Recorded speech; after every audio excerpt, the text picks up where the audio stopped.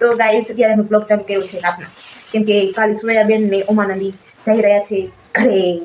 એનો જવાનો સમય આવી ગયો છે, જુનાગઢ જવાનો ટાઈમ આવી ગયો એમનો. તો અત્યારે ફોન આવી ગયો તો એ લોકો આવી જશે તો અમારે જવાનું છે. આ ઉમાનંદી તો ફોનમાં જોવે છે, મને ફોનમાંથી જોઈ જશે. Hello guys, good morning. તો અહીંયા સોયાબેન કરી રહ્યા છે એમની જવાની તૈયારી.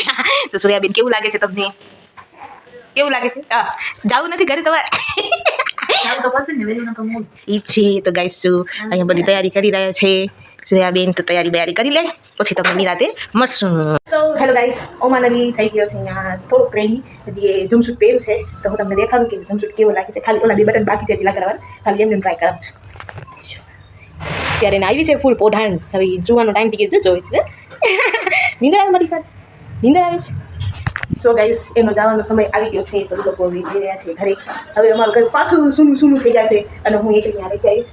પછી આપણે જાશું ને પાછા ત્યારે તો એની ગાડી પણ લાગી ગઈ છે, સામાન બધું ભરાઈ ગયું છે અંદર. સોયાબેન તૈયાર થઈ જાય એટલે જશે એ લોકો. તો ચાલો ગાઈસ, સોઈતા પછી તમને મળીએ. ગાઈસ, સુરૈયા અને ઉમાનંદી તૈયાર થઈ ગયા છે ઘરે. Bye bye guys. ચાલો પહોંચીને ફોન કરજો ગાઈસ. આવજો જેબા દીદી. ઓહ, આવજો. સવારે કાલ બોલાવજો, કોઈ હેરાન નહીં કરે.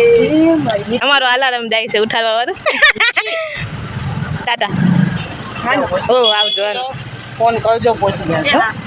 આરામથી જાજો, ઉતાવળ ના કરજો. આવજો.